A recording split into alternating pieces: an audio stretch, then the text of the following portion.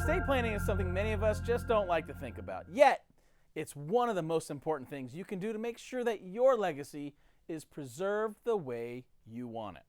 After all, nobody wants lawyers or government bureaucrats to decide where our assets should go once we're gone. Here are 3 important steps to take right now with your estate plan. First, be sure that you have an estate plan. Many people believe that estate planning is only for those with a lot of money, or that the process of setting one up is too complicated and costly. But that really doesn't have to be the case. If you've got young children, it's especially important to make sure that they don't gain control over their share of your assets before they're able to handle them. A good estate plan could specify who will take care of your minor children. It may prevent family conflicts over your assets, and it could also potentially avoid the costly and public process of probate. Now you've got the plan, so step number 2 is to make sure that your beneficiaries are all up to date. Hey, things change in life. Divorces, death, marriages, kids, grandkids, and a whole lot of other situations that may require you to rethink where all your assets go.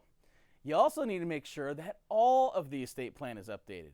Maybe you've updated your will after a new marriage, but you didn't change the beneficiary designations on your IRA. Then your ex-spouse receives the proceeds from the IRA, leaving your intended heirs just out in the cold. Speaking of beneficiaries, the 3rd important step is to make sure your IRAs are properly designated. Normally, retirement accounts have what are known as beneficiary designations. You just state on the form who you want the money to go to after you're gone, and that's it. No creditors can touch it, and it passes outside of probate. But be careful not to make your estate the beneficiary of your IRA. If you do that, then your IRA potentially becomes part of the probate process, thus raising the cost of settling your estate and maybe reducing how much your heirs receive.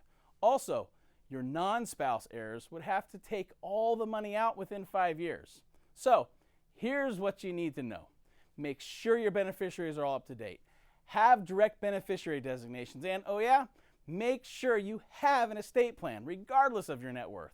A well-coordinated financial, estate, tax, risk management plan could go a long way toward making your life just a little bit easier later on for both you, your spouse, and your heirs.